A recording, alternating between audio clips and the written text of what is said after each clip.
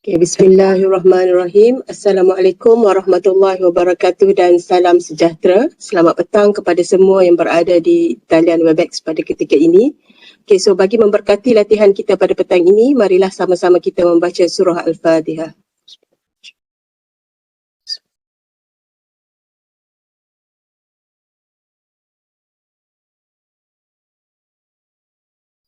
Bismillahirrahmanirrahim. Alhamdulillah, bersyukur kita kehadrat ilahi dengan limpah dan kurnianya dapat kita sama-sama berkumpul pada petang ini secara dalam talian untuk mendengar kupasan mengenai tajuk Introduction to Action Research for Beginners.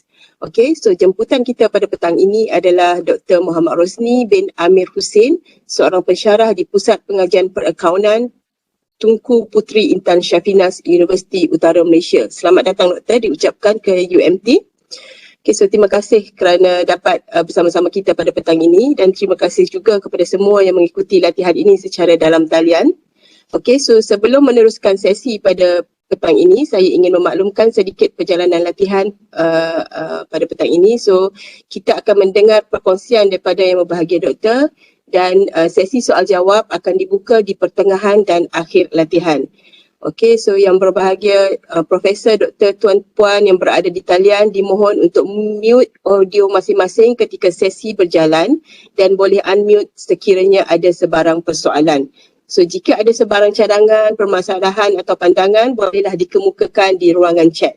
Okey, sebelum kita mulakan sesi kita, marilah sama-sama kita kenal siapa penceramah kita pada petang ini. Okey, nama diberi Muhammad Rosni Amir Hussin, seorang pensyarah kanan di Pusat Pengajian Perakaunan Tunku, Puteri, Intan, Safinaz, UUM. Adalah pemegang ijazah Bachelor in Accounting dari Universiti Utara, Malaysia, ijazah Master of Science by Research juga daripada universiti yang sama. Pada tahun 2016, beliau berjaya mempertahankan tesis PhD bertajuk Improving the Understanding of Small and Medium Enterprises Product Costing Content Cost Through Action Research. Okey, sangat bertepatan dengan tajuk kita pada petang ini. So ini adalah pakarnya. Mungkin kita dengar apa kupasan daripada pakar mengenai action research. So daripada Universiti Teknologi Malaysia. So melalui penyelidikan PhD ini, beliau telah berjaya mengeluarkan satu modul latihan yang bertajuk pengkosan produk dan perkhidmatan yang diguna pakai secara meluas di dalam bengkel latihan pembangunan usahawan perusahaan mikro kecil dan sederhana PMKS di Malaysia. Dan modul itu telah mendapat hak cipta terpelihara. Dan beliau telah mengajar beberapa subjek di peringkat ijazah pertama dan sarjana, terutamanya dalam bidang perakaunan pengurusan dan pengurusan operasi dan projek. Bidang kepakaran penyelidikan beliau adalah dalam perakaunan pengurusan, pembangunan kemahiran pengkosan, program latihan PMKS, pendidikan perakaunan, kelestarian dan juga kajian tindakan praktikal. Selain daripada sumbangan akademik, beliau juga terlibat sebagai ahli jawatankuasa peringkat Pusat Pengajian dan Universiti, pengerusi persidangan, ahli editor jurnal, penilai artikel, fasilitator program latihan PMKS, fasilitator program latihan Action Research dan fellow penyelidik di beberapa pusat kecemerlangan. Beliau telah dianugerahkan dengan anugerah Staff of the Year pada tahun 2016 oleh TISA UUM, anugerah perkhidmatan cemerlang Universiti pada tahun 2018 dan 2019 serta penasihat kelab terbaik pada tahun 2017 oleh UUM. Pada tahun 2021, beliau telah dianugerahkan Best E-Teaching Portfolio yang dianjurkan oleh Pusat Pengajian Perakaunan Tunku, Puteri, Intan, Safinaz, UUM. Okey, so itu dah sahaja secara ringkas saya boleh perkenalkan panel kita pada petang ini. So tanpa melengahkan masa, dengan sukacitanya saya menjemput Dr. Muhammad Rosni untuk menyampaikan perkongsian yang bertajuk Introduction to Action Research for Beginners. Dipersilakan Doktor. Bismillahirrahmanirrahim. Assalamualaikum warahmatullahi wabarakatuh and very good evening. Respected Moderator Dr. Razifah for this evening session. Yang saya hormati Dr. Syahriza, Pengarah Pusat Pembangunan Bakat dan Inovasi PPBI, Kepimpinan UMT, Profesor-Profesor dan tak lupa juga Puan Hadila, Liaison Officer untuk program kita petang ni dan juga host saya rasa untuk petang ni, dan seterusnya para peserta yang ada bersama-sama kita dalam program pada petang ini. So pertamanya marilah kita menjaga syukur kehadrat Allah Subhanahu Wa Taala kerana dengan limpah kurnia dan inayahnya dapat kita bersama-sama pada petang ini satu sekadar perkongsian berdasarkan sedikit pengalaman dan juga ilmu yang saya ada berkaitan dengan action research. Okey, dan saya juga perlu welcome guru saya pun ada di sini, Dr. Rosni okay, pensyarah saya sewaktu undergraduate. Kemudian we are together in the Management Accounting Unit. Okay, mentor saya, guru saya. So terima kasih kerana sudi bersama-sama lah. Rasa ketar sikit lah kita pun. Okay, guru kita ada sekali di petang ni, tak apa. Okay, so introduction to action research. Okay. It is when Puan Hadila contact me, okay, related to give some brief overview about the action research. Okay, so because last 2 weeks we have some of the program here also. It is a forum involve Dr. Amirul from USM, okay, and then we have one speaker from the okay, also related to action research. So I think I can give some brief overview because this is for the just introduction for the beginners. Okay, but hopefully it is just like a discussion. If anything that you want to ask, need further explanation, okay, on any of the what we have discussed this evening, okay, saya silakan. Okay, dan juga saya akan mix lah, campurkan antara BM dan English pada petang ni, sebab it is happen bukan because I don't know the background of the participant this evening. Okay, previously when I take in charge on the action research for the SME, so the first thing I need to understand the background of my participant first. So for today's evening, I guess most of the participant is UMT lecturers, okay, and so we can communicate whether in English or in Malay, and saya pun akan deliver samalah, okay, bahasa Inggeris dan campur dengan bahasa Melayu insya-Allah untuk memudahkanlah. Okay, for today's outline, I give to 4 parts, okay, where part 1 I will discuss why action research, okay, because this has happened in the last 2 weeks when we have this forum in UUM. One of the participants asked, why should we know details about the action research? What is the difference between action research with other research type? Okay, so I should promoting it first before we go further. Okay, macam marketing lah. So kita cerita dulu, okay, macam mana dia punya show apa semua dulu, barulah kita bercakap pasal harga, pasal challenge apa semua tu lah. Okay, so the part 1 is why action research. Okay, part 2, what is action research? Okay, in this case we go to the back to the history, the origin of action research. Okay, who is the father of action research? What is the basic definition of action research? And then what is how many types of action research? And then part 3 is how is action research? Okay, how you want to conduct the action research study? Okay, and part 4 is on discussion and Q&A. Okay, this is my first arrangement, but Dr. Razifah said in the middle we have the Q&A, so it might be Dr. Razifah can stop me after part 2. Okay, we open for the question, okay, or some discussion after we finish the part 2, because we have the Q&A session in the middle of the workshop. Okay, so first thing, okay, let's learn. Okay, this is very important because when I went to any workshop, okay, normally if we willing to learn, okay, there's no problem. Okay, we can open our heart, we can open our mind, we can accept, okay, we can discuss, okay. If you against with something that I informed, yes, we can discuss. But I am really worried to extreme perception. Okay, I'm really worried of this. First, action research is too difficult. Okay, and another one, action research is too easy. Because for me, these two kind of extreme perception, they are not willing to learn. And the most dangerous, when your perception is action research is too easy, you tend to do your own action research. Okay, and that is a very dangerous. Okay, if they think it is too difficult, okay, they're not willing to learn, and for sure they will not do, okay, this kind of research. Okay, but if they think, okay, it is too easy, it is more dangerous. Okay, so I hope before, okay, we quote, we cite, okay, mana-mana scholars, okay, dalam bidang action research, kita back kepada hadis Rasulullah sallallahu alaihi wasallam.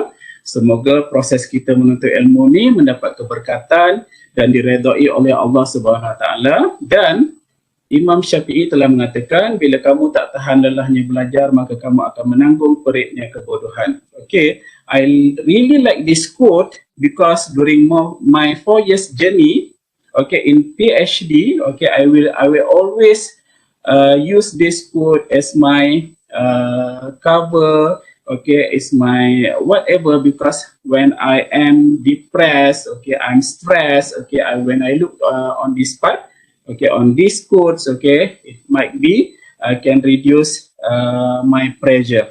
Okay, so it is a very important for me. That's why I want to share, because for my 4 years PhD journey, my both supervisors is not expert in action research. Okay, and I use action research, I can say by accident. Okay, because I don't know that what my PhD topic, whatever my research idea, I need to use the action research before I can get a result. So that's why for me, okay, it is a very important, okay, we learn about the history about the Imam Syafi'i, how he learned and everything. So I hope we can open our mind, okay, we can open our heart before we proceed with today's evening workshop. InsyaAllah ada barakah daripada apa yang kita bicarakan. Okay, why action research? Okay, this is a very important. Okay, why action research? The first thing, okay, when I refer to one of the books titled Researching Real World Problems by Zina O'Leary, okay, so this book is not directly touched on the action research. Okay, it is not touched directly on action research. Okay, it is not just discussed on action research. Okay, because of why, when we talk about action research, okay, normally we want to improve something, we want to change something, we want to solve something. We want to change what? We want to improve what? We want to solve what? We have a various problem around us. Okay, it is about the economic. Okay, nowadays the shortage of egg, the increased price of fruits and vegetables, for example, the shortage of chicken, meat, for example. Okay, and then about the we have the more national problem like poverty. Okay, unemployment among our graduates, for example. Okay, and then we have the biophysical about the early childhood teaching and learning. Okay, we have the Permata that hosted by UKM, for example. Okay, and then did we ever evaluate, okay, how successful that program? And then we have the cultural problem. Okay, it is about the youth. Okay, about the current youth. Okay, the impact of gadget, for example. Okay, because we have no choice, especially during this COVID-19.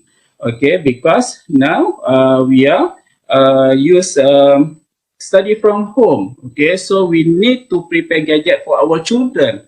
Okay, is it give some impact to their future culture? Okay, about the political, about the international politics, organizational politics, about the national politics. So whatever okay, we have any problem, we have some issue about the social, okay, today, every day, okay, about the young generation, okay, suicide among the school student, for example, suicide among the university students, for example, okay, we face this kind of problem. And then it is also about our personal, okay, when we are a lecturer, for example, is it we have reached the skill need for the lecturers, okay, we have various things, okay, on our personal that we can improve, even though we not report it as a research, but from time to time we need to improve our personal, okay, our personality. So what can we do, okay, what can we do to improve, to change, to solve that problem? Okay, normally it is through learning, changing, improving and evolving. Okay, what we can do, it is related to, we can improve the professional development. Okay, for the accounting itself, okay, Dr. Isliza, together with me, normally we have various internet professional bodies, and I believe other job also, okay, they have how they want to improve the professional development, okay, as a lecturer, how we want to improve our skill, okay, and then we can improve the practice, okay, for us, okay, in management accounting, okay, we have various practice, okay, that we learn about the lean management, okay, and then how we want to improve, okay, the company process by implement this kind of practice, or for us itself, okay, as a lecturer, normally we will improve our teaching and learning from time to time. Okay, previously people talk about the PBL and also the case study base. Okay, but now they talk about the outcome base, and then I think the latest one is it is related to reflection base. Okay, and then we also can improve the program, whatever the, for example, the curriculum structure. Okay, and then the highest one is we change the policy. Okay, whether university policy, whether it is a national policy, whether it is a state policy, whether it is a international policy, so that is the highest hierarchy. So this is what we can do, okay, to improve our environment if we are facing some problem. Okay, so when we look about the process of researching real world problems, okay, it is start with the understand the problem. Okay, we must understand the problem in depth first before we work for the solution. And then we need to work with that solution, and then we evaluate the success. Okay, so this is the flow. Okay, when I refer to the ordinary, okay, this is the flow to researching real world problem. So when we analysis this, that means when we want to researching real world problem, it is look like the action research process. Okay, that's why we can say, okay, for me, if we want to improve, if we want to suggest, yeah, also know, if we want to improve, if we want to change, if we want to resolve something, we can use the action research. Okay, instead other research method. Okay, so that is the first justification. And second, when we talk about putting theory into practice, okay, this one we have discussed, I think, 2 weeks, past 2 weeks, okay, in that forum, and I discovered that, okay, I know for this one, for the positivist people, okay, they might not very comfortable with this one, but for us in the qualitative paradigm, okay, we need to master on this, okay, on the ontology, epistemology, and methodology. Okay, this is actually whether we are positivists, whether we are interpretivists, okay, we need to understand about this one. And it is very critical for the qualitative people, because we need to justify we need to clearly justify on ontology, nature of reality. Okay, normally it is a subjective or it is an objective, and then for the epistemology, okay, nature of relationship.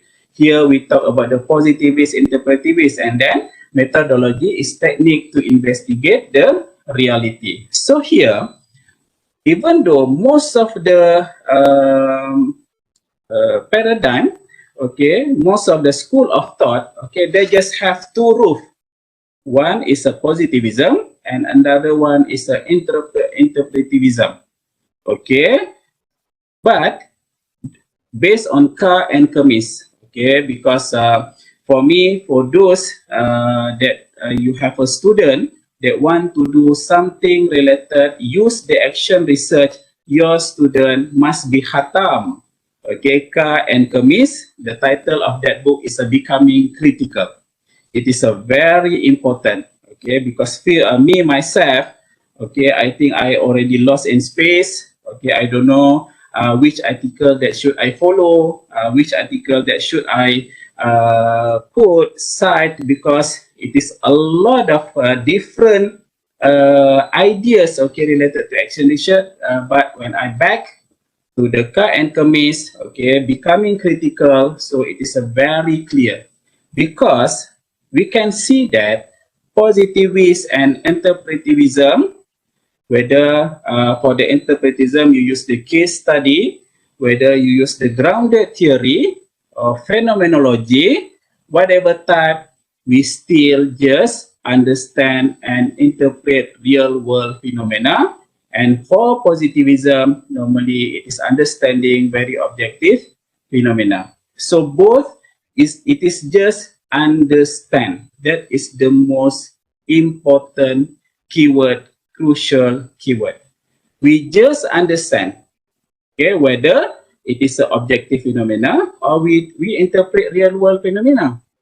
Okay, so we just understand. Even though sometimes in our findings, we have part suggestion to improve, but it is not yet achieved the critical theory epistemology, where we critique and transforming, improving phenomena.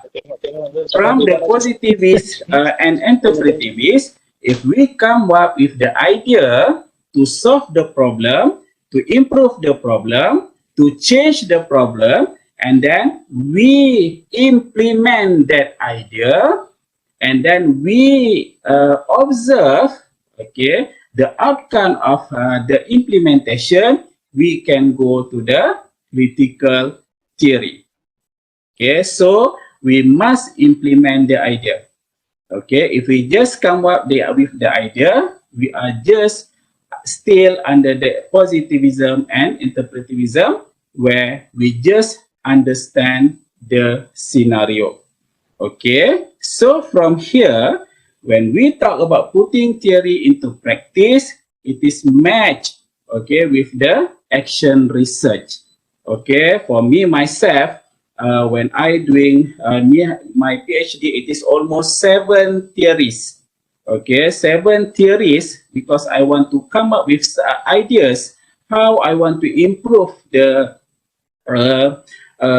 training curriculum. Okay, because in Malaysia, okay, when we talk about the accounting training for the SME, okay, they will directly, okay, touch on the bookkeeping, only bookkeeping. Okay, but for me, the costing training is more crucial for our SME owner manager. Okay, that's why when I want to develop this kind of curriculum, I need to combine various theory to make it in the real situation. So from here, okay, it is justified. Okay, if you still not agree, okay, you can give your opinion. But based on these two justification, okay, we can say that if you want to improve something, if you want to change something, if we want to resolve something, we can use the action research. Because of why? Later, when we talk about the action research cycle, we are more clear on that. Okay? So we finish the part 1. Okay, any question? If you can open for any question. Any question on the chat box? No question. Tak ada soalan lagi, Doktor. Mungkin dia tak masuk lagi, tak masuk dalam scene lagi. Okay. Okay, now we go to the what is action research. Okay, just now, okay, we already discussed that. Okay, action research is suitable to researching real world problem and putting theory into practice. Okay, so this is the father of the action research. Okay, Kurt Zadek Lewin. Okay, born in Germany. He is the psychologist. Okay, Lewin first introduced a research paper entitled AR and Minority Problem. Okay, because Lewin is very concerned, okay, with the social problem, and he believed that, okay, any social problem could resolve using the spiral process. Okay, using the spiral process. Okay, that is when we discuss how we want to use the action research later, and then participative from various stakeholders is really crucial. Okay, that is from Lewin. Okay, from Lewin 1946. Okay, so this is the father of the action research. Okay, we should give credit to him. Okay, so now we go to the definition of action research. Okay, I have put here some of the definition. Okay, but we have various definition, but I just want to quote the important phrase from each of the definition. Okay, so first, from Hussin 1997, a type of applied research. It is an applied research. It is not basic research. Okay, I hope you already understand what is the applied research, what is the basic research. Designed to find an effective way of bringing change to the specific organization, practice, or situation. So, from this definition, the most important keyword is applied research, and we want to bring in changes. Okay, we go to the second definition from Chetland and Poulter in 2006, an organized, flexible process. So that means it is a specific, rigid process. But here, okay, actually it is we have a specific process, but it is quite flexible. That's why if you search now through the Google, you search action research cycle, it is almost full, and there's a various diagram, and from one-to-one diagram, it is quite slightly different. But later we will discuss, okay, that, okay, basically that cycle is originally from Lewin. Okay, for dealing with situation which someone sees as problematic. Okay, so the issue must come first. Situation which call for action to be taken to improve. Okay, just now we talked about bringing changes.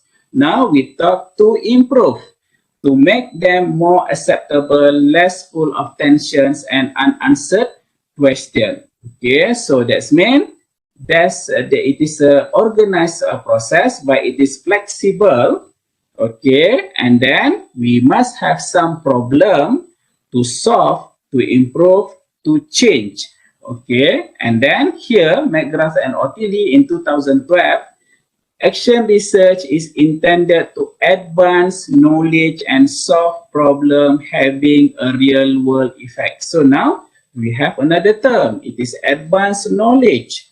Okay, for example, okay, if we want to advance our teaching and learning process, for example, okay, the introduction of various type of teaching and learning, which can be demanding as researchers are expected to both develop knowledge and work towards positive practical change. Okay, so it can be, okay, we develop knowledge and improve our work, our own work, okay, with practical change. Again, we talk about change, okay. And then for Dick, Zuberskirит, and Perry in 2002, if the researchers are successful in justifying the use of AR, they can improve the research situation and at the same time improve their personal and professional skill. Okay, so it is a very important, the most important when we want to use action research. First, they must have an issue or problem.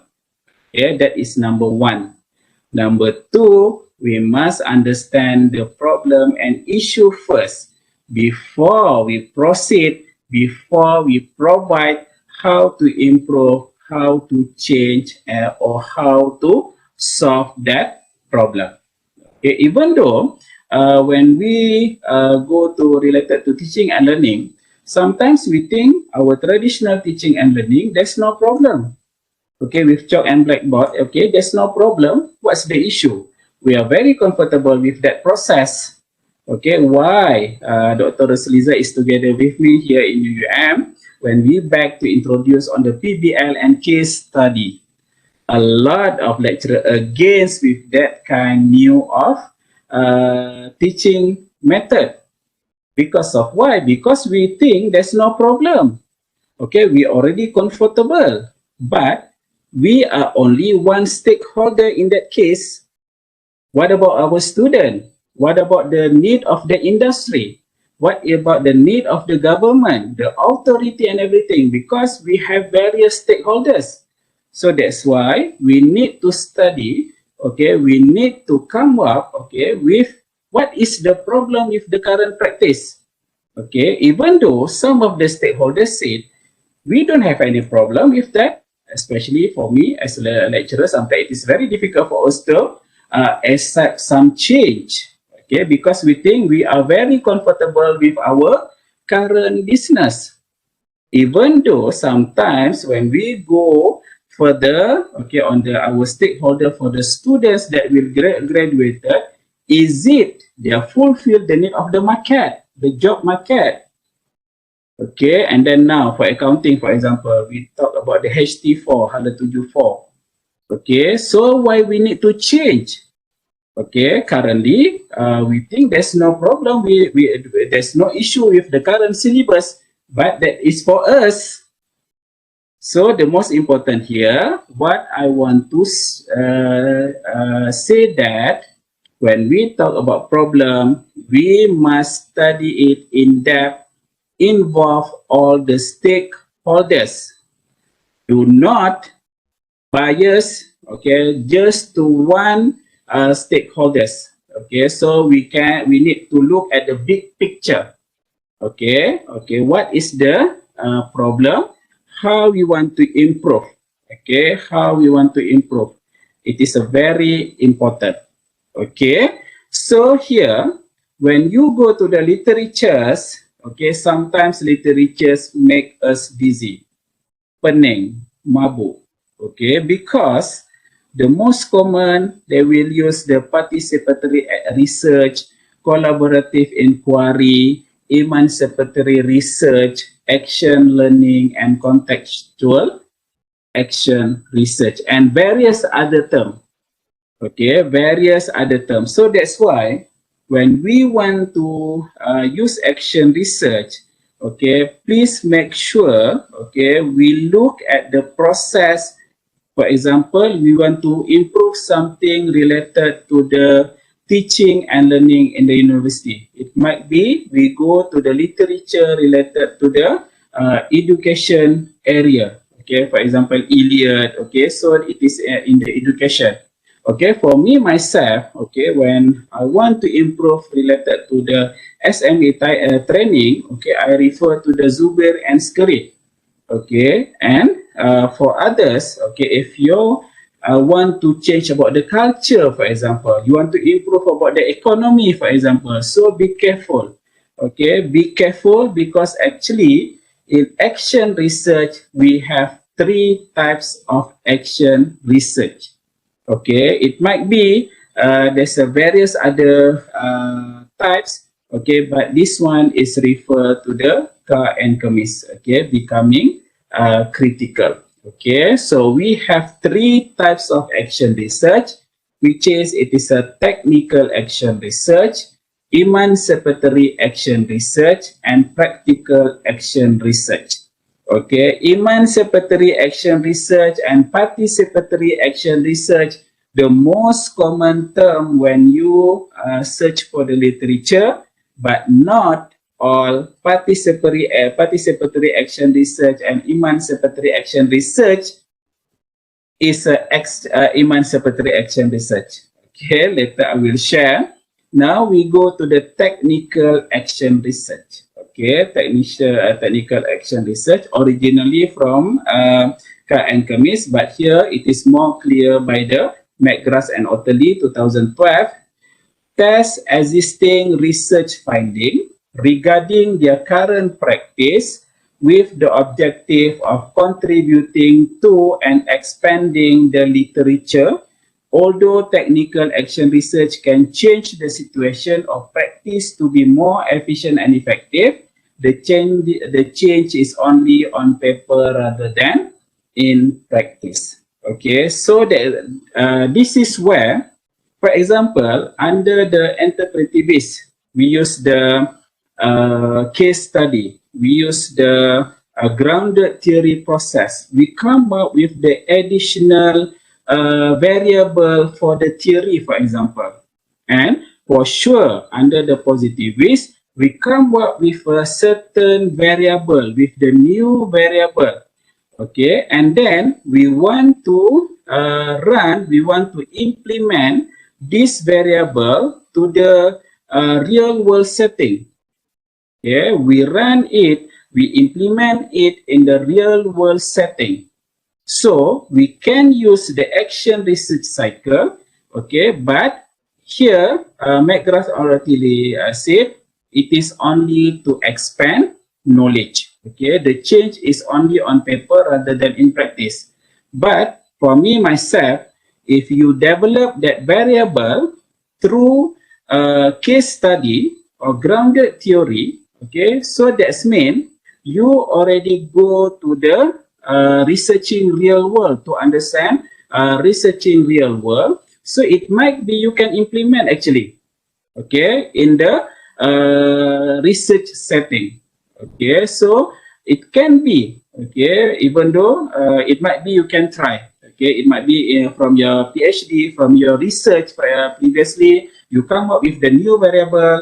Okay, try, okay, to run it, to implement it in the real setting. Okay, and you look whether it is only expand the knowledge, okay, or actually we can implement it continuously. Okay, implement in the reality, okay, that new variable. So this is one, okay, technical action research. Okay, technical action research. Okay, I hope everybody can understand what is technical action research. Okay, I believe that most of us, if we are under the positivist or interpretivist during our PhD, for example, or our student, they will come up with the new variable. Okay, they will come up with the new variable so we can test. Okay, actually I don't like to use the test word, but we can run, we can implement. Okay, because I still remember that my supervisor, okay, and also here my mentor, they are very sensitive with the quantitative terms. Okay, try to exclude the quantitative term, but we still meraihkan perbezaan. Okay, we need to respect each other. Okay, we need to respect each other because actually when we go, we still under the same roof. Cuma dekat bumbung tu dia ada 3 jenis, yang tu sahaja. Okay, so we can use that.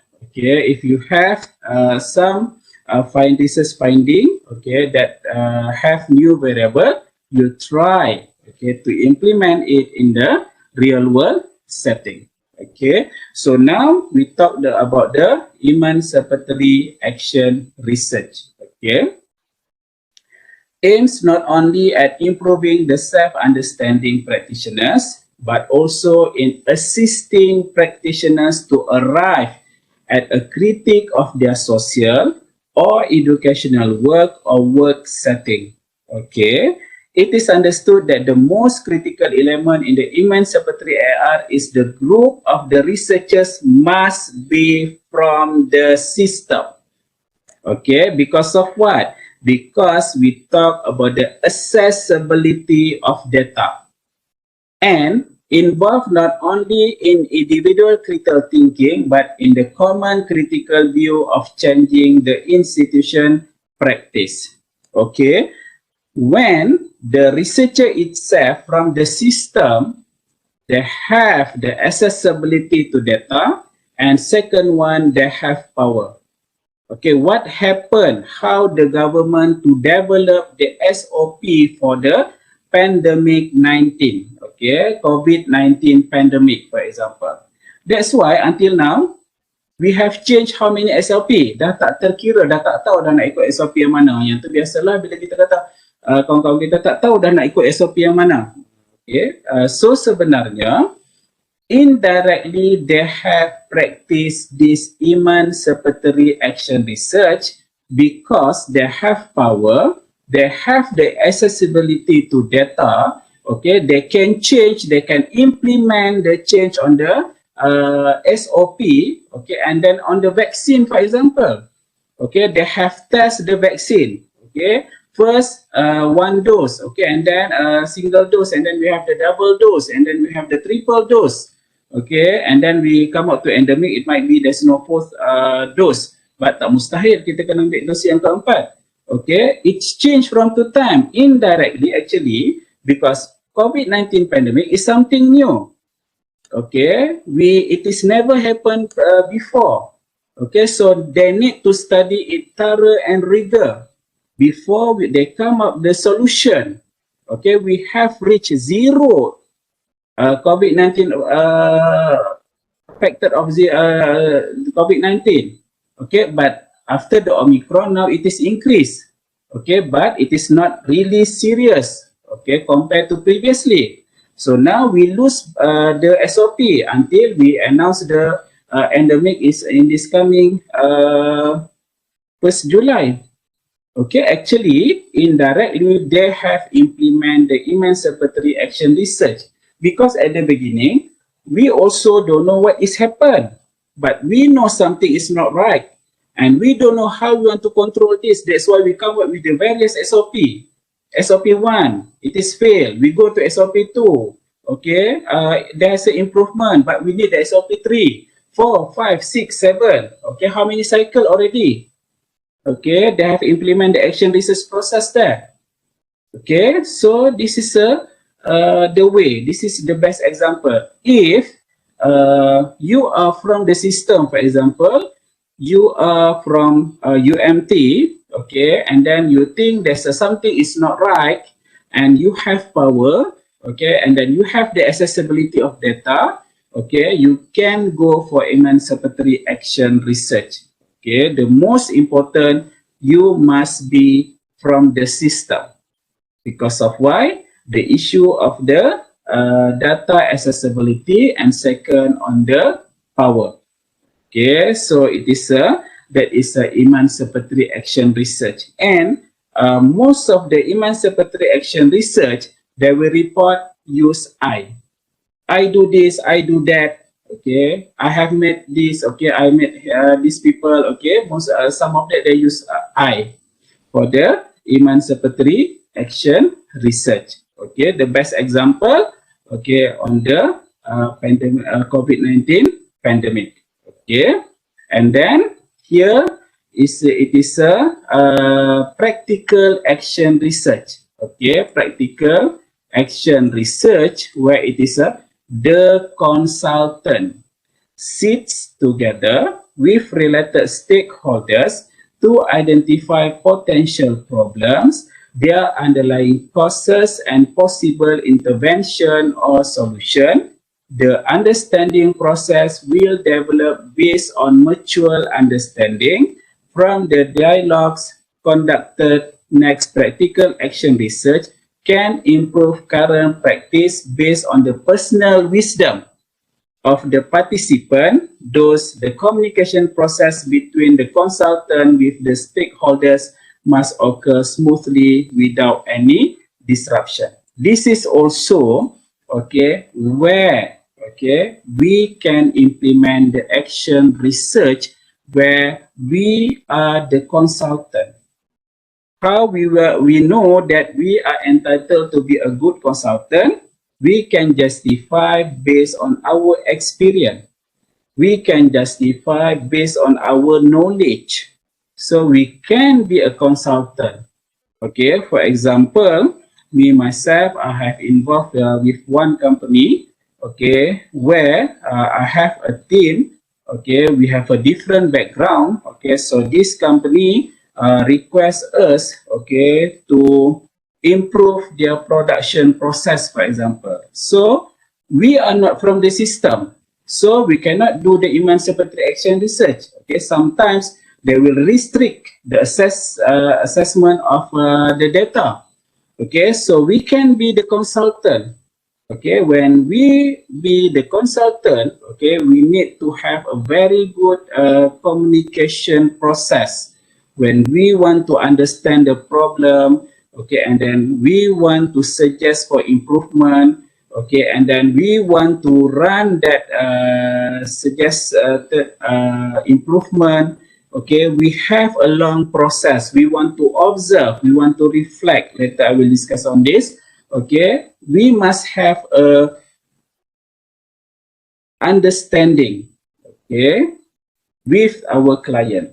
Okay, we can say they are our client because we are the consultant. Okay, and for me myself, okay, for my PhD, I use this practical action research. Okay, practical action research. Okay, normally if you want to improve, okay, on our university, for example, we can use the emancipatory action research. But if we want to improve the social, the community, we talk about the community engagement, we talk about the service learning, for example, we can use the practical action research because we are not from the system.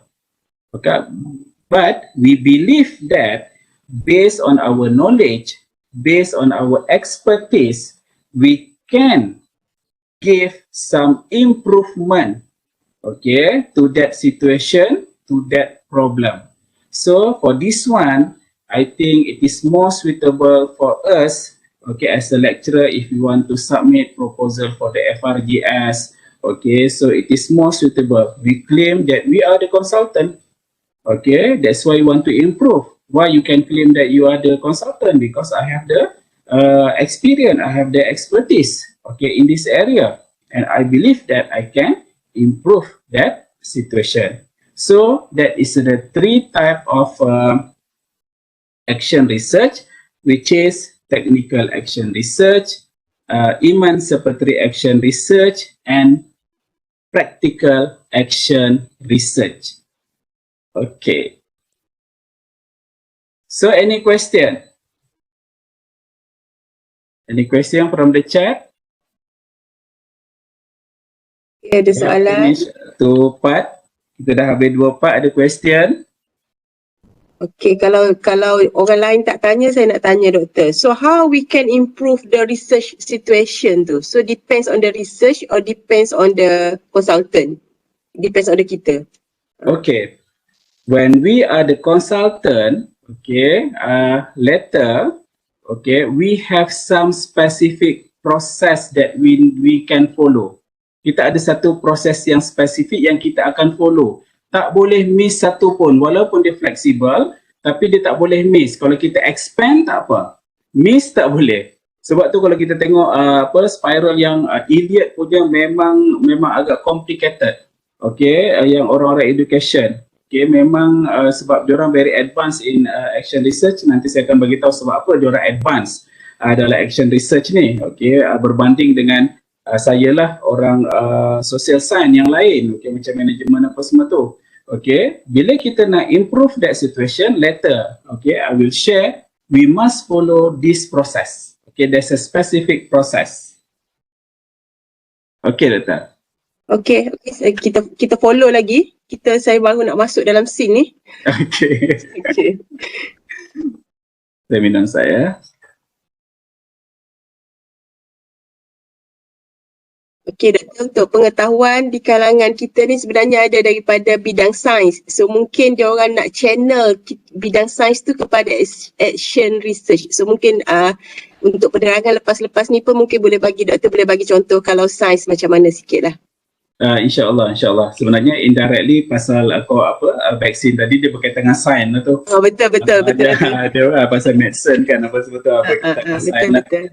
Okay, tak apa nanti. So, how is action research? Okay, now we already have the problem. Okay, we have the problem. Okay, from our observation, from our reading. Okay, we know there's something is not right. Okay, we want to make improvement.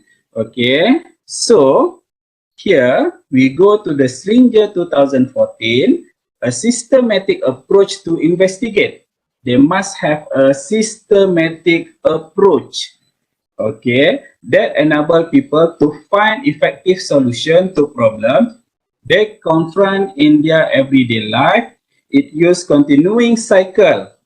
Okay, tadi Lewin kata spiral cycle, a spiral process. Now it is a continuing cycle of investigation designed to reveal effective solution to issues and problems experience in specific situation and localized setting, providing the means by which people may increase the school, okay, business, communal agencies and organizations, and health and human service effectiveness and efficiency for their work. Okay, so actually action research for everybody. But why most of the article, most of the previous study, they only focus in education? Why? Dr. Razifah ada idea? When we refer to the article, most of it refer to the education. Sebab ramai kot, sebab ramai sangat. Maksudnya education ni banyak peringkat yang kita boleh tengok daripada preschool sampai ke universiti, betul? Okay. Good answer. Ada lagi tak? Okay. Actually, as I said, when we do the action research, we are the consultant. When we are the consultant, other than education, they are not report it as a research report sebab dia jadi consultant, jadi consultation.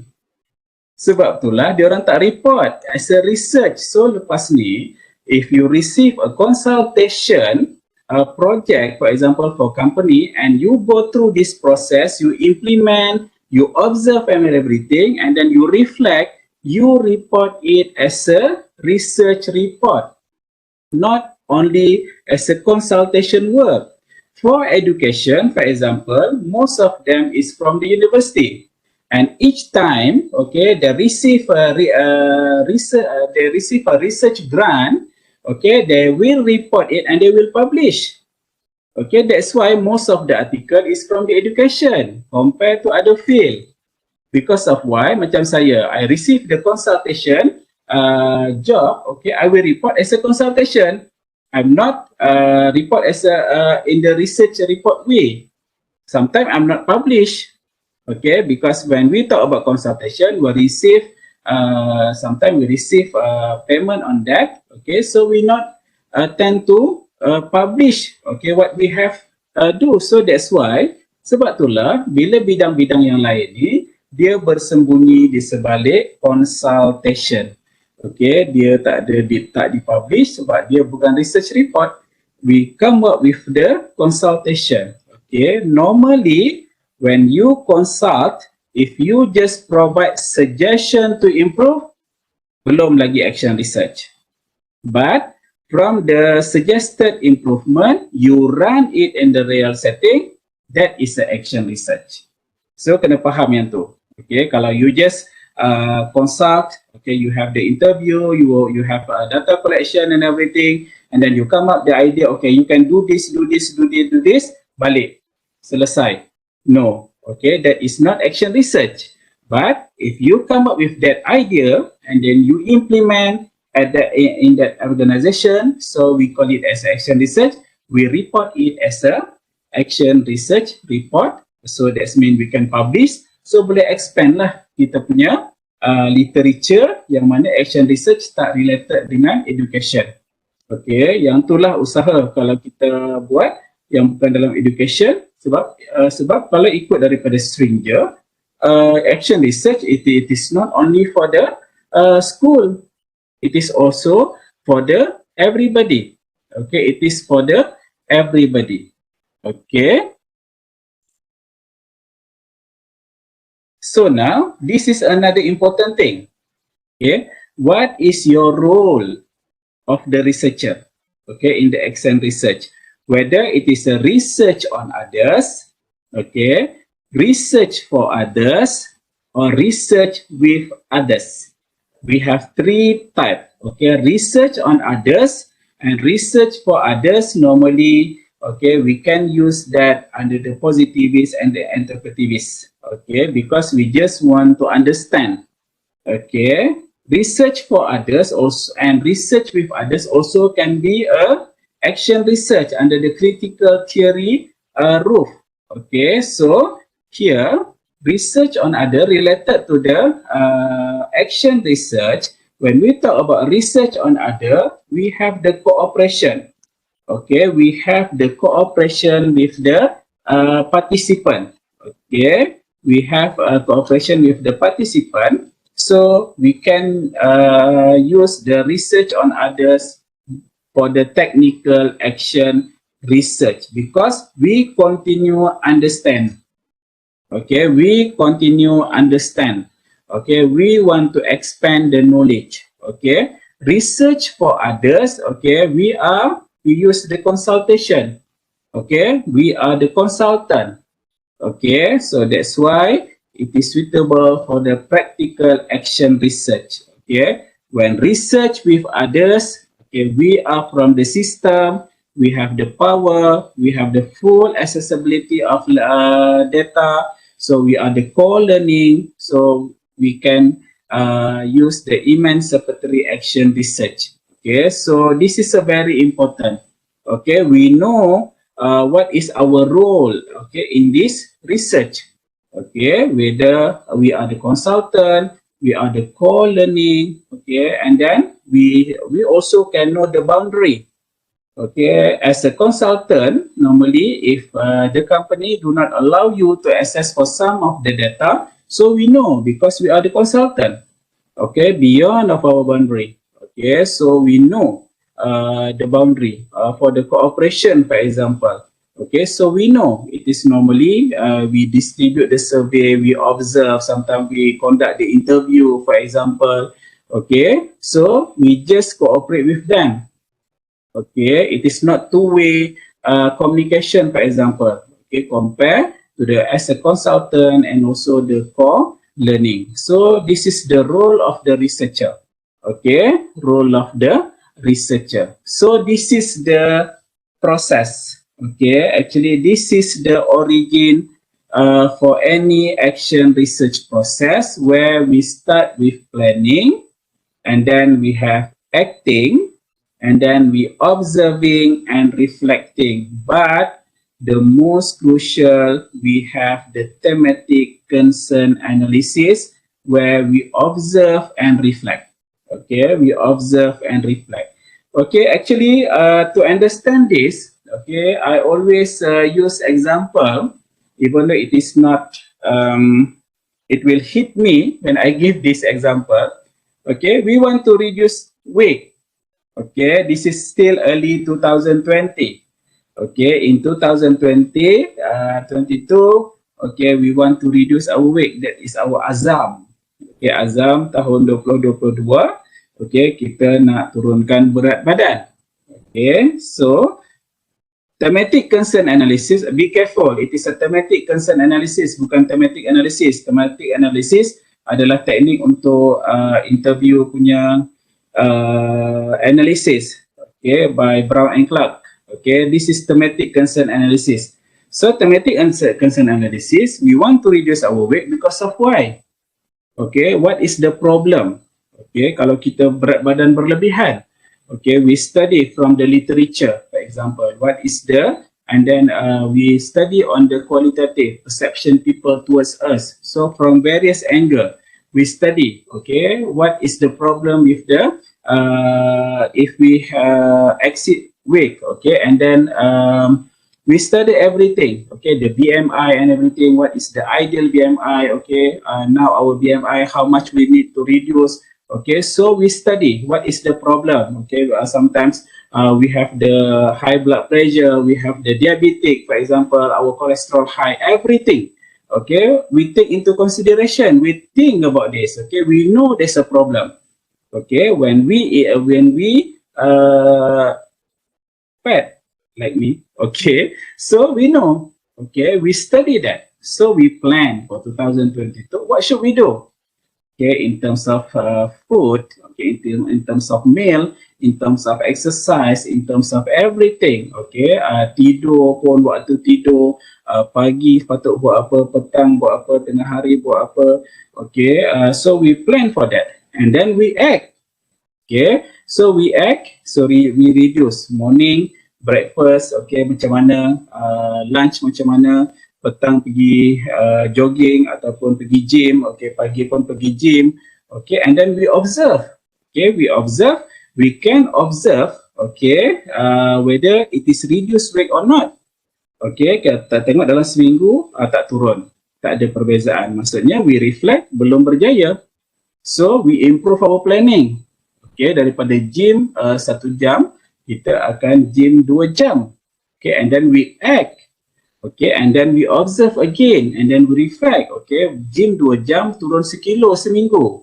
okay, kemudian makanan kita pula yang third tu, makanan kita pula kurang kontrol, so morning we just take fruit and vegetable, for example, okay, we plan on that, so we act, and then from our observation, okay, now we decrease, for example, in 1 week 2 kilogram. So reflect, is it we claim we already successful? If we think it is already successful, we just continue the next cycle with the same process. Okay, if it is not, we think it is not yet successful, we change the plan. So we will continue the cycle. Okay, it is non-stop. Okay, until we get the ideal weight, our ideal BMI. Okay, so this is the process. Actually, it is not far with our daily activity. Okay, to make it easy to understand, it is very close with our daily activity. Okay, whatever in our daily activity, okay, for example, in our examination process also in each of the semester, okay, in the next, we are going to start a 1-2, for example, soon, okay, so we plan. At this stage, we already plan. Okay, what should we do? Okay, we have the SOW, we have the everything, and then we act. Okay, we give a lecture, okay, we run the quiz, we prepare the exam, and then we observe. Okay, we observe our student, okay, we give the grading, and then we reflect. Okay, so, and then when we finish, we have the CQI and AORB comparison, for example, and then we plan again. Okay, so it is a normal process actually. Okay, bukan sesuatu yang baru. It is not weird lah, bukan sesuatu yang baru. Memang kita implement hari-hari. Okay, 24 jam dalam hidup kita ni memang kita implement actually sebenarnya action research cycle. Okay, it is not something new. Okay, we have implement that. Okay, so now thematic concern analysis. Okay, this is the most critical and crucial stage. Okay, like the example, kalau saya kata berat badan tu ada masalah, ada setengah orang kata tak masalah, I am okay. So you yang kata masalah, I tak rasa masalah. Okay, so it is a most critical and crucial stage. It is go same when I sit for my Viva, because the objective of my PhD is to improve the SME training curriculum. Okay, to improve the SME training curriculum. Tapi external examiner faham, I want to improve the knowledge among the SME, owner managers. Two different things. Satu, kita nak improve curriculum. That is my intention. Tapi external examiner faham, I want to improve the SME owner manager knowledge. Different. Because of why? Kalau saya nak improve SME manager knowledge, I need to have same participant from one cycle to another cycle. But when I want to improve the SME curriculum, I can have different participant in each cycle. Sebab tu sangat penting. Okay, must make it clear. Okay, at the thematic concern analysis, observing and reflecting, involve all the stakeholder, okay, clearly and correctly understand the problem. Okay, even though we know there's something not right from our observation, but we must back to the literature. Is it an issue? Okay, we must support with the previous study. Okay, what about the theoretical overview? Okay, and then here is the first stage of data collection process. Okay, data collection from the situation, practice or organization. So, for the action research, belum start lagi cycle, you dah mula collect data. Okay, because you need to understand the problem itself clearly. Okay, yang ni bila saya review ke project paper ataupun research paper berkaitan yang menggunakan action research, when this one is not clear, okay, and then they jump for the action research cycle, I difficult to accept that thing, because we must to understand, okay, is it apa yang kita tengok tu betul-betul masalah atau pada diorang tak jadi masalah pun. Macam saya kata tadi, we want to introduce a case study NPBL. Pada diorang, pada saya, tak ada masalah. Apa masalah? Why you need to introduce something? Okay, but you refer to the need of the job market. You refer to the need of the teaching and learning. It is a problem. Okay, so must please be careful at this stage. This is the most crucial. Okay, kena bagi tahu betul-betul masalah. Okay, betul-betul masalah. Okay, I can give the example of my study.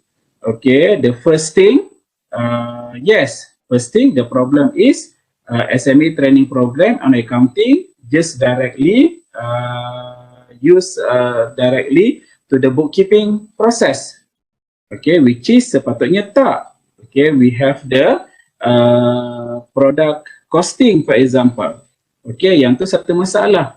Okay, the second one, okay, we must understand about the adult learner. Okay, macam mana kita nak faham, okay, adakah diorang ni bermasalah sebenarnya kalau nak faham bila dah adult ni, dah umur 30-an ke 40-an ni, sebenarnya diorang tak boleh nak belajar pun dah. Okay, kemudian kita kena faham juga how the process of curriculum development. Adakah masalah sebenarnya curriculum development di Malaysia ni? Siapa yang develop curriculum untuk training? Adakah pensyarah tu suka hati dia? Okay, bila kita pergi kepada grounded, okay, pergi kepada SME, kebanyakan diorang kata training program di Malaysia, especially walaupun bookkeeping, developed by the lecturers at their level. Sedangkan SME jauh level ke bawah. You cakap debit kredit dengan SME memang tak akan faham. So various angle you need to understand first before you come up with the solution. Okay, because we need to understand it in depth. Okay, this is the most critical. Okay, when we develop the research problem, it must be clear. Okay, bukan teka-teka, I think, no. Okay, please make sure. Okay, I am very sure. So that's why kalau kita develop kepada proposal su, okay, thematic concern analysis ni, you dah bagi tahu how you want to collect the data. Who is your stakeholder? Okay, what document that you want to refer? Okay, how many people that you want to interview, for example? Okay, what is the group of the participant? Okay, for me, saya interview kepada regulators, okay, owner kepada training, kemudian trainers, okay, tanya dia macam mana dia develop, kemudian kepada SME owner managers, okay, apa dia orang rasa berkenaan dengan masalah, walaupun kita tahu dia masalah. Okay, I know there's a problem, but how you said you you can improve, you can change, okay, that situation. So we must understand it first.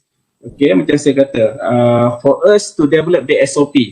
So kita kena faham dulu COVID tu merebak ikut mana, berapa jarak dia, okay, melalui apa, okay, adakah melalui sentuhan, okay, ataupun melalui bendalir yang keluar daripada mulut, sebab tu kita pakai mask. Okay, kenapa petugas kesihatan kena pakai PPE? Sebab dia orang study yang ini berkaitan dengan sains lah. Okay, saya sendiri pun tak tahu. Okay, kenapa kita kena semayang jarak-jarak? Okay, kenapa orang kata kita ni dah menentang, tak mengikut Islam yang sebenar sebab semayang jarak-jarak, kita kena semayang rapat-rapat. Whatever it is. Okay, sedangkan Arab Saudi pun semayang jarak-jarak. Ulama-ulama besar yang ada sana pun semayang jarak-jarak. Because of why? Sebab dia dah study. They know the problem. Okay, how COVID-19 transfer. Okay, and then they develop the SOP. Okay, masa mula-mula dulu, it is a very stringent, it is a very strict. Okay, sampai denda sampai 20,000, 100,000. Because of why we want to control. And then we lose it. Okay, sampai sekarang kita nak ke arah endemic dah. Berapa cycle yang tu. Okay, tapi asasnya kita kena faham dulu dia punya masalah. Okay, what happened to China? Okay, why it is spread very fast in China? Kepada Europe, for example. Okay, we need to understand this first. In depth. Okay, kalau tak, we want to develop the vaccine itself. Okay, Sinovac, Pfizer, Astra. Okay, that is three popular. So they have explained. Pfizer bertindak macam mana? Sinovac bertindak macam mana? Astra bertindak macam mana? So they have explained it. Because of why? They have studied. Okay, the problem, how it is transfer among human. Adakah dia boleh transfer daripada binatang seperti dengue ataupun JE ataupun sesama burung yang disebabkan oleh binatang? No, it is human to human. It is not animal to human. So they study about this and then they suggest, okay, how we want to develop the SOP. Okay, SOP pun dah berapa banyak SOP ni, kita nak buka border pula, kita ada new SOP. Okay, so that's why there has a various cycle. But the most important, we must understand the problem by observing and reflecting, okay, through data collection, literature and theoretical overview. Okay, untuk pandemic COVID-19 also, they have a literature.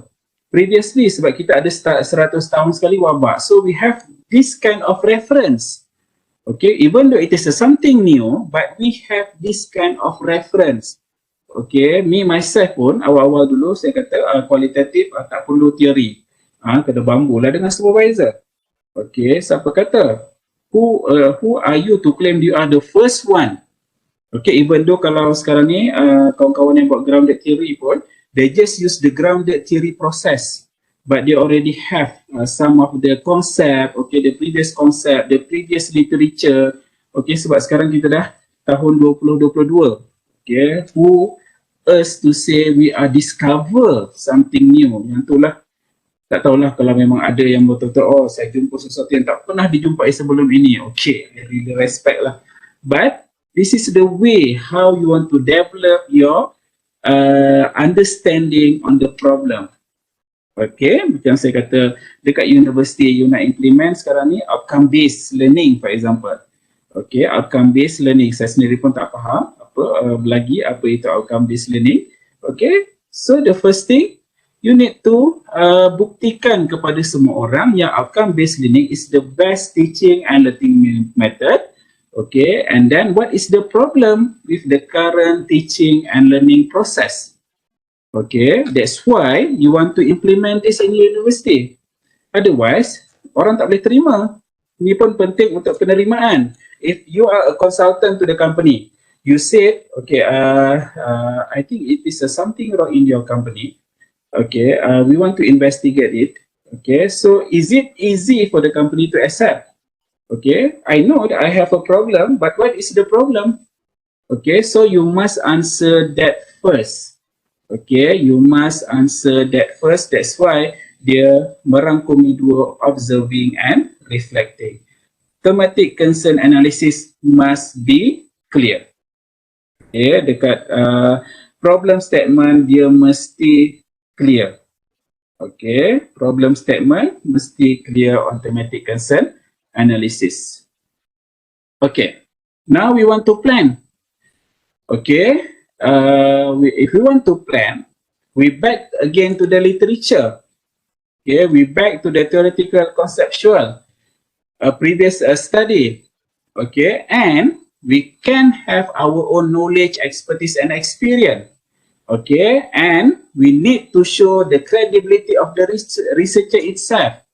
Okay, for me, if we want to do something related to improve about the organization process, for example, I can claim that I have taught management accounting for 5 years, for example, for 7 years. Okay, and then my research background, for example. So we can justify with that. Okay, and then we support with the theoretical overview and conceptual. Sorry, that is a typo. It is a conceptual previous study. Okay, so we plan. We must detail out what should we do first, next, and next. Okay, make it clear. Okay, everybody can refer, everybody can observe what you will do. Okay, at the acting stage. Okay, must be clear.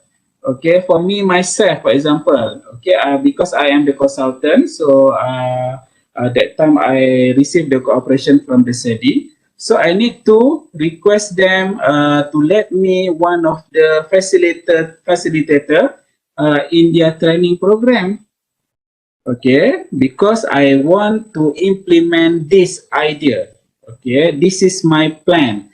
It is a 2 hours training. Who is our participant? How many participants? Okay, what should we do? What is the activity A, activity B, activity C?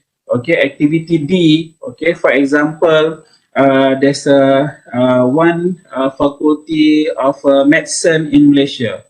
Okay, in Malaysia, one of the university, they discovered that the mental problem among the medicine student increased drastically.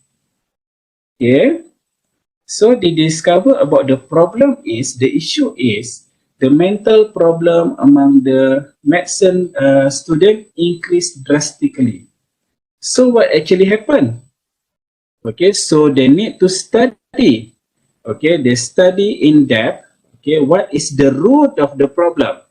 Okay, bukanlah kita kata, okay, kita sediakan psikiatris ramai-ramai. No, adakah itu the root of the problem? Adakah dengan sediakan psikiatris itu dia mengurangkan, menyelesaikan masalah?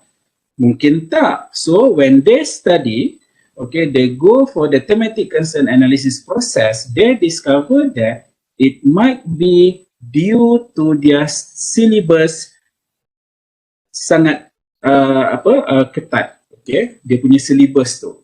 Okay, so every semester how many papers, credit hours yang terlampau menekan kepada pelajar-pelajar medicine ni. Okay, jadi what they do, so they improve the syllabus. Okay, so they improve the syllabus and they follow that student from semester 1 until semester 8. Every semester, they will observe and they reflect. Is it suitable for the semester 1? Is it suitable for the semester 2? Is it suitable for semester 3? tengok menurun tak kadar yang student yang ada mental health. Okey, bila menurun, maksudnya betul lah masalahnya sebenarnya dekat syllabus. Betul lah thematic concern analysis dia tu masalah dia dekat syllabus. Okey, kalau you sediakan psikiatris menyelesaikan ke tak masalah tu? Memanglah tak. Sebab it is not the root of the problem. Bukan shortage of the psychiatrist in that faculty yang jadi masalah, tapi the root of the problem is syllabus itself, the curriculum itself. So they develop it. Okay, they develop the new career curriculum for the medicine student. Okay, and finally they can reduce the mental problem among the medicine student. Okay, so that's why thematic concern analysis bring to planning. Okay, kalau salah dekat thematic concern analysis, planningnya hancur. Habis semua sekali.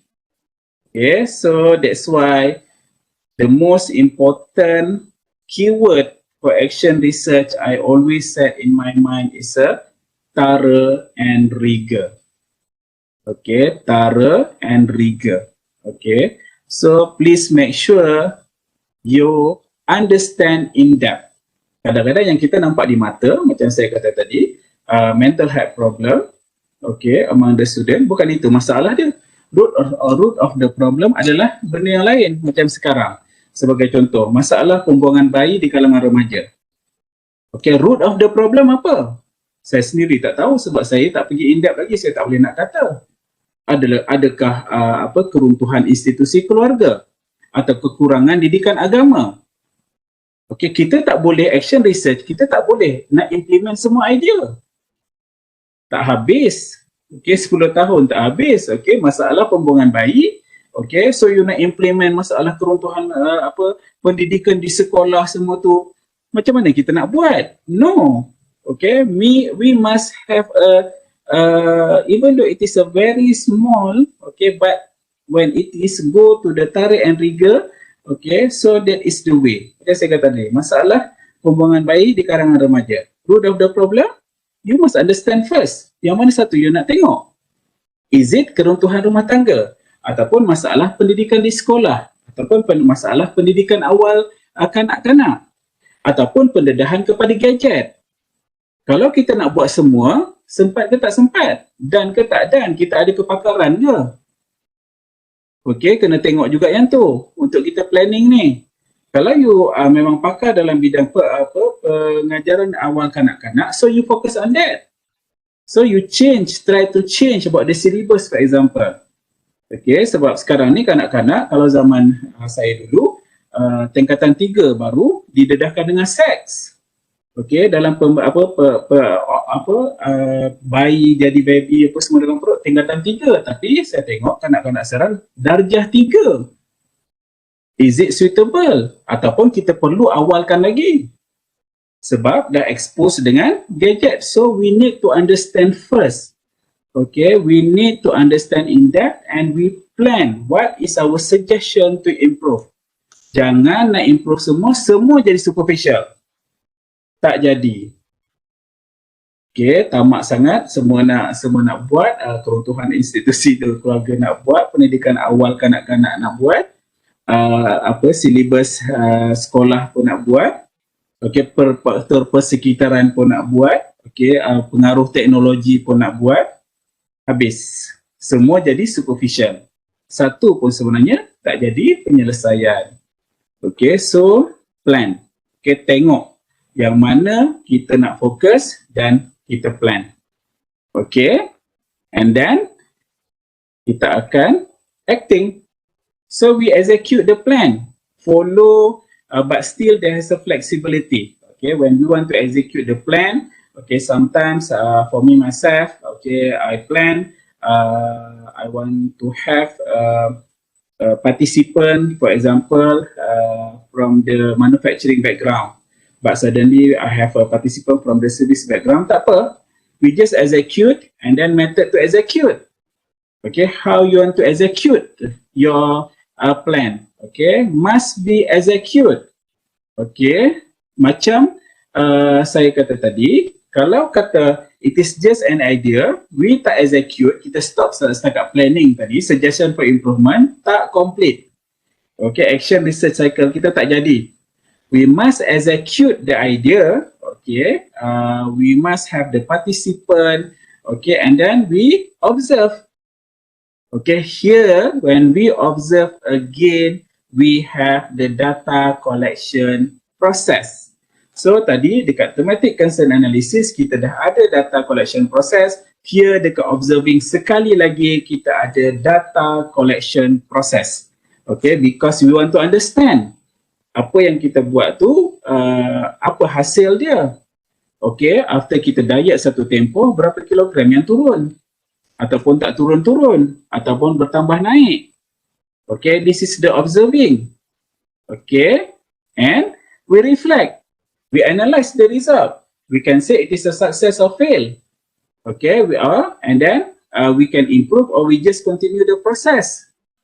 Okay, for example, we improve the SOP. Okay, from cycle to another cycle. Or we just continue the current process because we said we already successful. Okay, for example, we develop the syllabus untuk early childhood, okay, education for example, okay, and then after some cycle, okay, we reflect, okay, we think this is the best, okay, so we just continue the process or we need to improve, okay, the process, okay, after we introduce the PBL and case study, teaching and learning process, okay, and then we reflect, okay, whether it is successful or not, okay, if it is not successful, what should we do next? And then we go to the next cycle.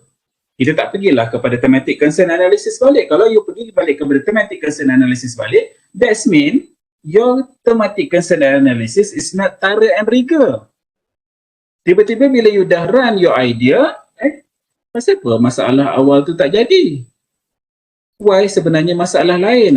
That is the problem. Maksudnya your research identification, the problem is not correct, it is not clear. Okay, ataupun kalau you just discover, okay, we have the some other problem, tapi problem asal tu it is still happen, kita ada sikit lagi masalah lain, okay, boleh kita plan lain.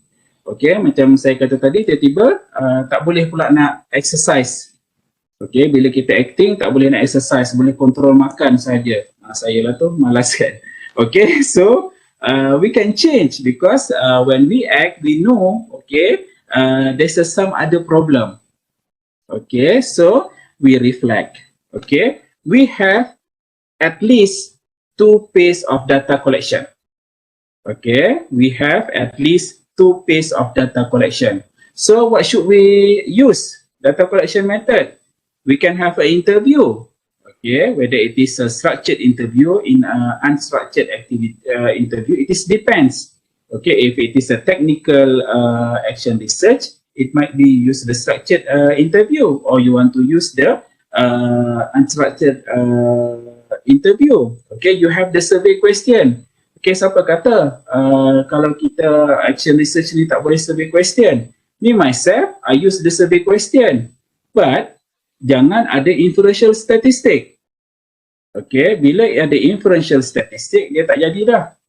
Okay, survey question, for example, you just want to understand. Saya guna kerombak alpha, saya guna validity and reliability. Okay, to check whether my survey question is suitable or not. Okay, jangan campur adukkan qualitative and quantitative data collection method dengan method.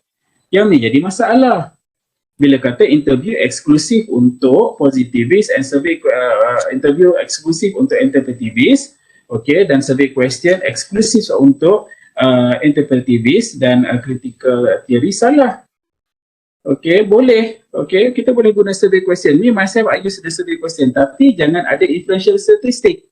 Kalau dah jadi inferential statistic, dia akan balik kepada to understand. Okay, so we can use the survey, we can use mean. We can use the mode, we can use the median, or if we can use the increase of numbers. For example, macam saya bagi contoh tadi, kenaikan dalam kilogram, kenaikan dalam harga, kenaikan dalam income. Ataupun kalau you advance lagi sekarang, we talk about the social return on investment. Saya baru complete research yang tu. Okay, walaupun I'm not that agree because we have the ontology that we have the objective and subjective. Tapi bila kita pergi SROI tu, kita nak jadikan dia objektif. Semua nak based on the RM. We value everything in RM. Sebab apa? Sebabnya kita punya persekitaran juga. When we want to bid for the grant, for example, with the government, for example, okay, for the community engagement, for the service learning, dia akan tanya apa outcome, berapa banyak yang diorang dapat, berapa banyak yang diorang untung. So, because dia punya evaluation tu dalam bentuk RM, we come up with the SROI. Okay, social return on investment. Okay, so tak ada masalah you nak guna ROA ke ROI ke EVA ke, tak ada masalah as long as there's no inferential statistic. Okay, untuk yang scientific research, okay, terpulanglah you nak guna apa pun, tapi there's no because when we observe, why we are researching a real world. Sebagai contoh sekarang ni, okay, untuk ni kalau kita nampak kita dapat reduce, okay, cukuplah kan, kenapa kita nak ada inferential statistic. Okay, so survey question, okay, you can use, okay, there's no problem. Okay, ni myself saya guna survey untuk participant evaluate on my training program. Okay, boleh, tak ada masalah. Documents, okay, you can refer any documents. Okay, even you can use the academic test. Okay, the academic test, whatever question, okay, you give them score per 100, for example.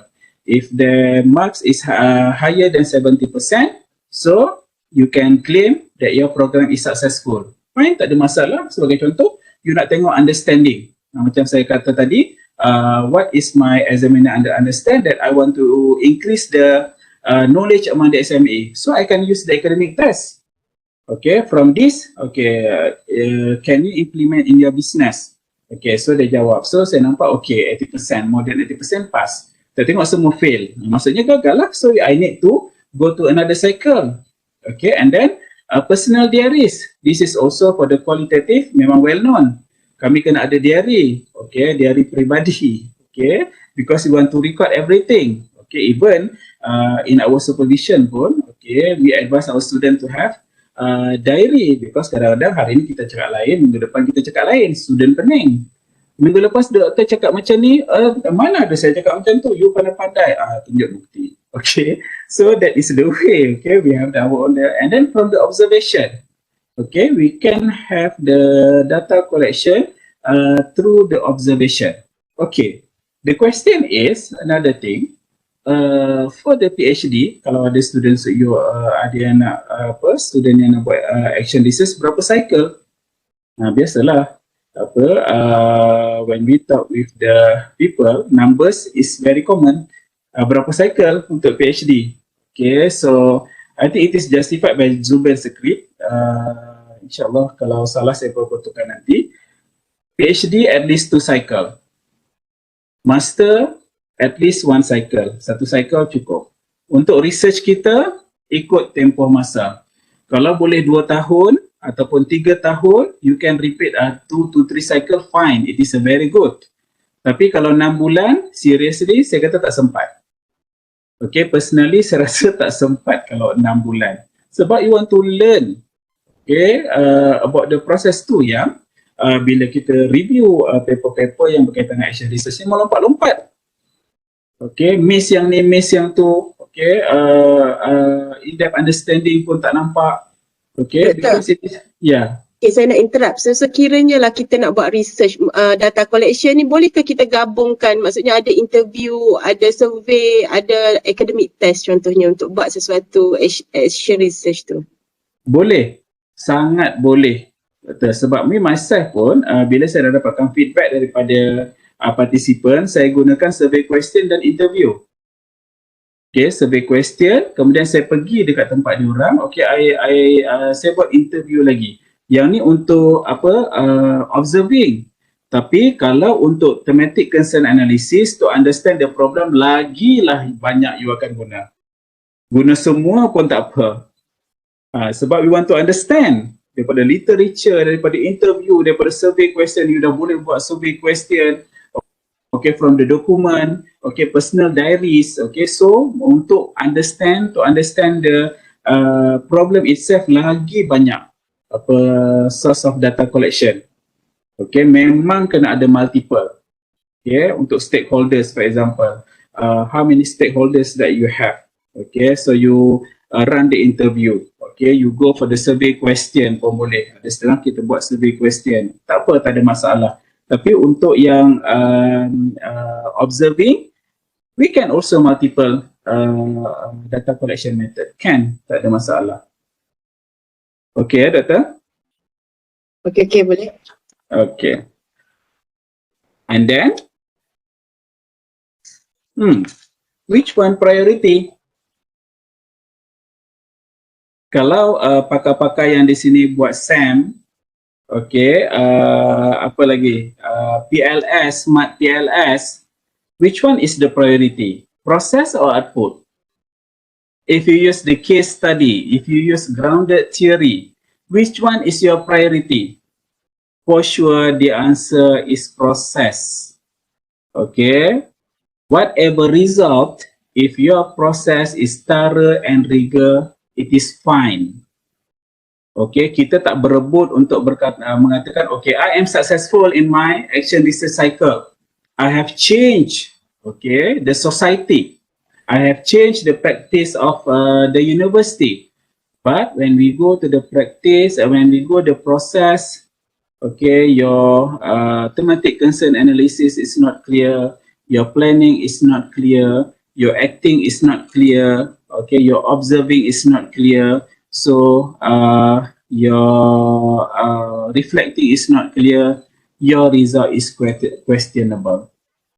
Okay, that's why when I review any proposal, okay, when I review paper, the most important I will look at the process rather than the output. Okay, because it is standard. Bukan sesuatu yang baru, bukan action research yang tengok proses. SAMS pun tengok proses, PLS pun tengok proses, regression pun tengok proses, case study pun tengok proses, grounded theory pun tengok proses, phenomenological pun tengok proses. So, kenapa weird pula bila action research kata the most important is a process rather than the output? Kenapa rasa weird? Okay, so the process must be thorough and rigor. Okay, it is a very important. The process itself must be clear. Okay, so this is the trustworthiness. Okay, I use the term trustworthiness here bila my supervisor kata do not use the term validity and reliability. Okay, because that is a positivist term. Okay, so jenuh mencari. So sampai sekarang memang saya gunalah trustworthiness ni. Okay, credibility, dependability, transferability, conformability is a standard for the qualitative research. Okay, kenapa saya kata dia banyak qualitative research? Sebabnya asalnya critical theory dengan interpretivism di bawah satu bumbung. Cuma Carr and Kemis pisahkan dia menjadi dia sebagai critical theory. Okay, sebab itulah kebanyakan proses dia masih di bawah qualitative instead of quantitative. So, credibility, dependability, dan transferability, conformability, okay, that is under the group biannual. Okay, but for the action research, we have additional rigor, ethical consideration, and data triangulation. Macam Dr. Razifah tanya tadi, memang cantik soalan tu. Data triangulation ni kita boleh tengok, okay, between survey question and the interview, sama ke tak? So we can use whatever kind of data triangulation, tapi yang biasa saya guna adalah data triangulation. Okay, for example, when we want to understand about the problem itself, okay, we from the literature, from the survey, from the interview, is it same understanding? Is it they agree? Okay, this is actually the problem. Okay, that appear in the research setting. Okay, and then we have also additional for action research by Winter 1996. First thing, get approval and consult the related person. even though you want to change on the teaching and learning in your university, you must get some approval. Jangan jadi pencuri ataupun perompak bila buat research. Get approval. This is a very important. Tak kiralah emancipatory action research ke, practical action research ke, technical action research ke, you must get approval and consult. That's why if you get it through the grant, okay, so actually you already get approval and consult. For example, here in UUM, it might be same function like PPBI, but here we call it as a UTLC. So they have a grant, they call it as a SOTL. Okay, so when we submit the proposal to improve, they have a team every year, okay, to improve on the teaching and learning. So we assume that we already get the approval from the university, okay, to run this research process. Okay, all the participants must give full authority to be involved in any activity. Okay, jangan paksa. Okay, kalau dia orang nak join tak apa, tak nak join pun tak apa. Okay, the improvement process should remain flexible and feasible and be open to improvement, as I said, because we have a various cycle. Okay, so it is remain flexible. Bukanlah kata okay, I suggest ni you kena buat. No. Okay, you have evidence, you have justified. Okay, this is the best method. Okay, but if they said, okay, you need to change a little bit on this, okay, fine. So you go for another cycle, for example. Okay, permission must be obtained before data collection process. Okay, this is a standard. Tambah kalau you consultant, okay, yang saya risau emancipatory lah bila kita berada dalam university.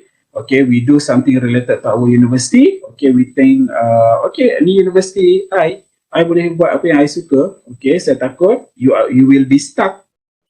Tengok nak acting tak boleh. Stop dekat planning. Bila nak acting, okay, tak boleh. Okay, because you not get the permission. And confidentiality, this is very common. Okay, when we run an interview, okay, confidentiality is a very crucial. Okay, so now I think we have another 20 minutes, okay, for discussion and Q&A. So, is it okay, Dr. Razifah, I just open for the Q&A and discussion? Okay, boleh. So, mungkin ada soalan daripada rakan-rakan kita di talian untuk bertanyakan dengan lebih lanjut mengenai action research ni, dan saya pasti ramai di kalangan kita yang baru pertama kali, bukanlah baru pertama kali, maksudnya barulah terdedah dengan lebih dalam. Maksudnya sebelum ni kita tahu, kalau bagi saya sendirilah, maksudnya kalau action research ni kita buat melalui questionnaire sahaja, dan mungkin hanya ada interview, tapi rupanya banyak lagi metod-metod yang boleh dibuat, dan bagaimana kita nak memulakan sesuatu action research tu pun, kerja tindakan tu pun bagi saya dah jelas apabila kita dengar benda tu daripada awal sampai ke akhir. Okay, so mungkin ada pandangan daripada kawan-kawan, soalan ke boleh tulis dekat chat box, ataupun mungkin doktor ada pesanan, bukan pesanan lah, maksudnya bagaimana seseorang penyelidik tu, dia sekiranya dia ada masalah, dia tahu ada research problem dan dia tahu mengenai teori tu, so apa tindakan yang dia perlu buat untuk peringkat awal tu? Adakah dia kena cari metod kajian dulu, ataupun dia kena perincikan dulu masalah berserta dengan teori-teori itu? Okay, kalau pada saya, when we develop the proposal, okay, thematic concern analysis tu kita masukkan sebagai satu stage of our research. Okay, sebagai satu stage of our research. Okay, in the research problem, tak apa, kita cakap from our observation, okay, from the literature, okay, for example macam saya kata tadi, kita ada masalah pembuangan bayi di kalangan remaja. Okay, pembuangan bayi di kalangan remaja. So we provide all the statistic and everything, but tak apa, kita tak tahu lagi root of the problem. When we go to the first stage of the action research, we go in depth dekat situ. So masukkan dia sekali, bukanlah kata bila kita develop proposal tu, okay, we know already knows the index. Kalau yang tu lagi cantik lah, lagi cepat lah you akan habis, sebab bila you start saja you terus kepada planning. Okay, but tak apa, from observation from me myself, okay, in my research problem, okay, I said that, okay, from my observation, bila kita berkata tentang accounting training, okay, we go for the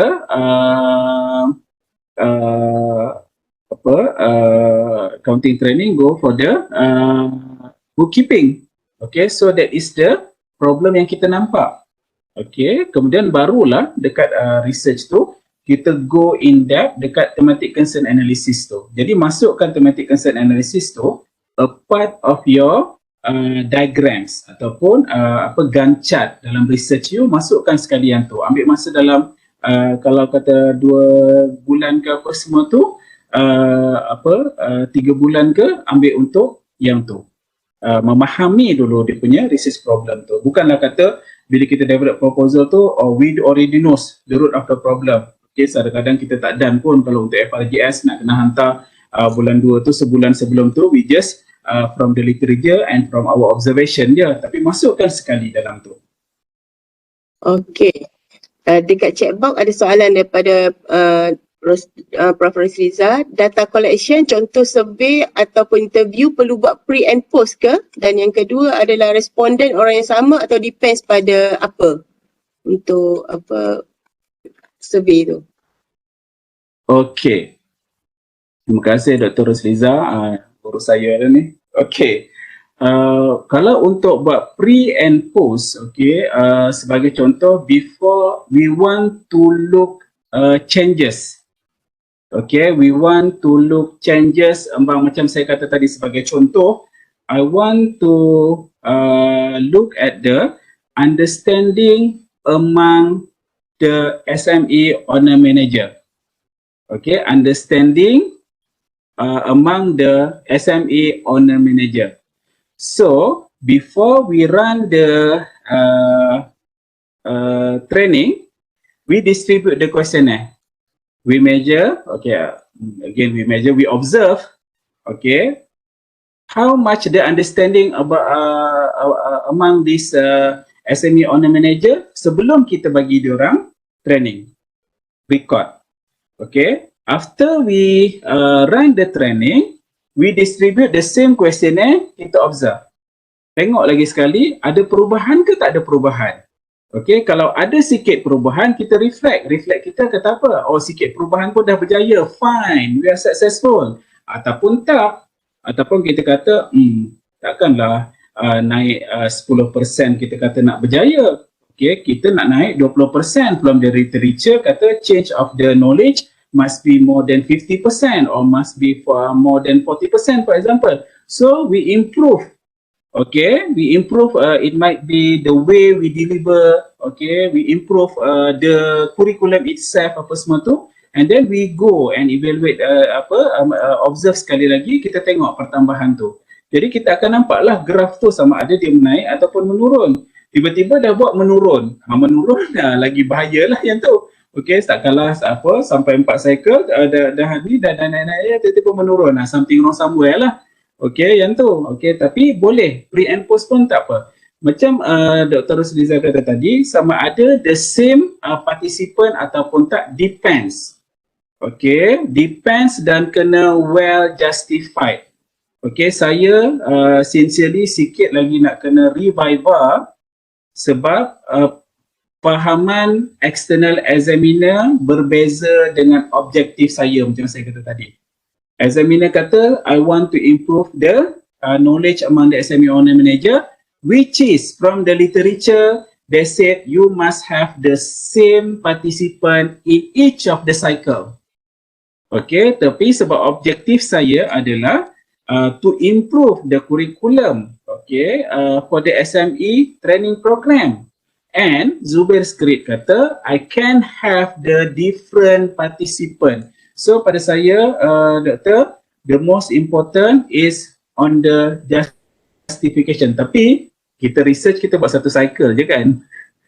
Jadi tak berapa ada isu sangat lah doktor kalau in terms of cycle tu. Tapi if we tend to do more than one cycle, macam saya kata tadi, tengok kalau kita buat to improve the social setting, okay, siapa guru dia, okay, macam mana dia orang buat. Macam sebagai contoh, macam tadi saya kata kita nak tengok masalah pembuangan bayi, adakah kita boleh same different participant or we stick with the same participant. Okay, that is from my experience lah. Okay, tapi kalau kita dalam research, selalunya kita akan sempat untuk satu cycle je, doktor, especially kalau yang 2 tahun, setahun tu, 6 bulan selalu saya dah komplain dah, selalunya tak sempat. Okay, 6 bulan tak sempat, kita semester pun 4 bulan, kemudian nak siapkan research dalam 6 bulan, dapat grant apa semua tu, normally yang tu lah tend untuk melompat-lompat, okay, jumping here in and there, okay, it is not follow the basic step in action research and everything. Okay, harap menjawab, doktor. Okey, lagi satu soalan juga daripada saya, doktor. So contohnya kita ada buat soalan survey untuk kita punya student mengenai mana-mana subjek lah. So adakah soalan itu perlu divalidate oleh mana-mana pihak ataupun hanya sekadar kita create soalan dan kita bagi student kita saja? Ya, kita ikut kita ikut orang positivis, macam mana diorang buat reliability and validity. Kalau diorang buat kerombak alpha, kita buatlah juga kerombak alpha. Kalau diorang kena validate by expert, kita buatlah validate by expert. Sama saja data collection process tu. Cuma kita akan gunakan mode median mean lah. Okay, dia bukanlah inferential statistic. Tak ada masalah kita gunakan mode median mean. Okay, ataupun macam saya kata tadi, kalau you guna monetary item, you nak evaluate guna ROA ke ROI ke, tak ada masalah. Tapi in terms of the ethical atau in terms of the process, if you use the survey question, okay, ataupun sebenarnya questionnaire, okay, sebab tapi macam saya katalah, questionnaire ni selalu untuk positivis. So bila you guna questionnaire, kena ikut prosedur macam mana, validity and reliability yang kita kena confirm bahawa kita punya questionnaire tu fulfill, okay, the needs of the validity and reliability. Kena ikut sama je, doktor. Macam kita interview pun sama juga. Gubak and Lincoln yang tadi, yang 4 tu kriteria tu lah. Okay, so ada lagi soalan daripada rakan-rakan kita? Okay, ada satu dekat chatbox tu. Okay, adakah action research manageable by new researcher atau yang lebih sesuai untuk experienced researcher? Apakah untuk new researcher yang berjaya? Okay, terima kasih Dr. Nur Atma. It is a very good question. Sama macam Dr. Rosliza tadi.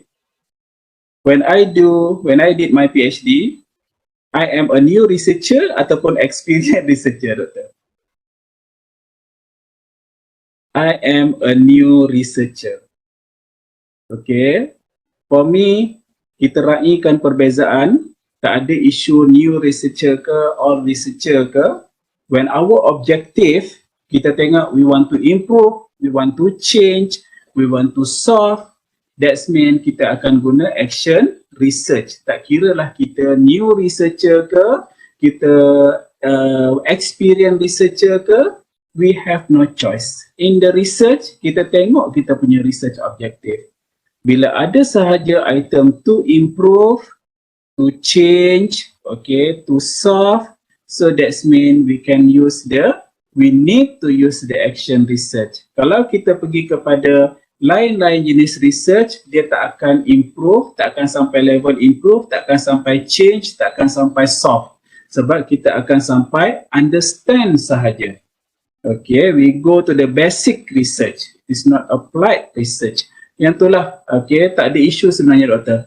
Sama ada kita junior ke, saya sendiri I don't have any experience did action research before I pursue my PhD. Dan saya kata by accident je pun, okay, action research ni. Tapi macam saya kata, kita kena ada satu perception that I am willing to learn.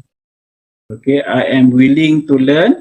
InsyaAllah Allah akan bukakan jalan. Tapi berhati-hatilah macam literature yang saya kata tadi, kena tengok the right gurus.